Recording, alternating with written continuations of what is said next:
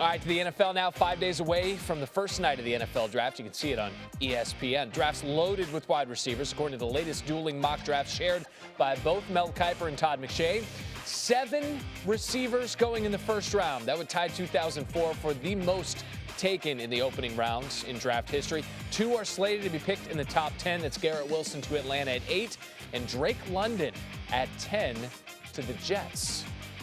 You know, it's as simple as mentioning Mel Kiper Jr. this time of year, and suddenly he appears. All right, Mel, listen, no shortage of talent at that wide receiver spot in this draft. Of all the first-round possibilities, though, what's the ideal receiver and team pairing here?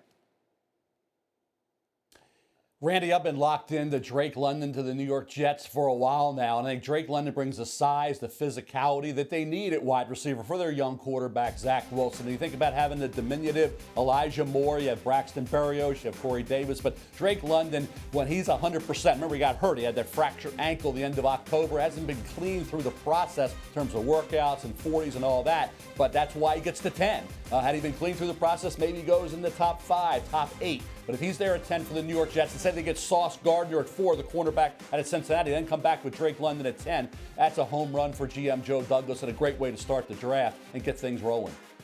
Yeah, you mentioned the ankle injury preventing him from running the 40 at his pro day, but you're right. If he runs it, maybe he's gone by the time they get there at 10. An eye-opening 7 wide receivers, Mel, potentially going in this opening round. Who do you believe has the best chance, not at a long career necessarily, but a standout career?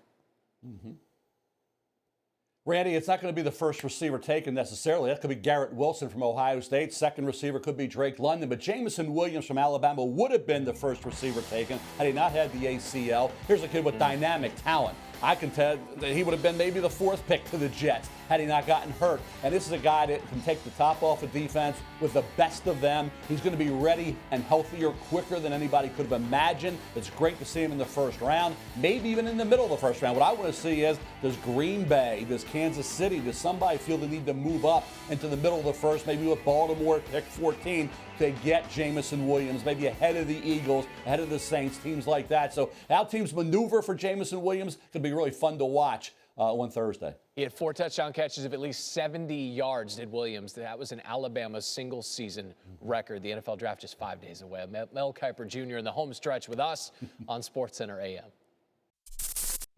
Thanks for watching ESPN on YouTube. For live streaming sports and premium content, subscribe to ESPN+.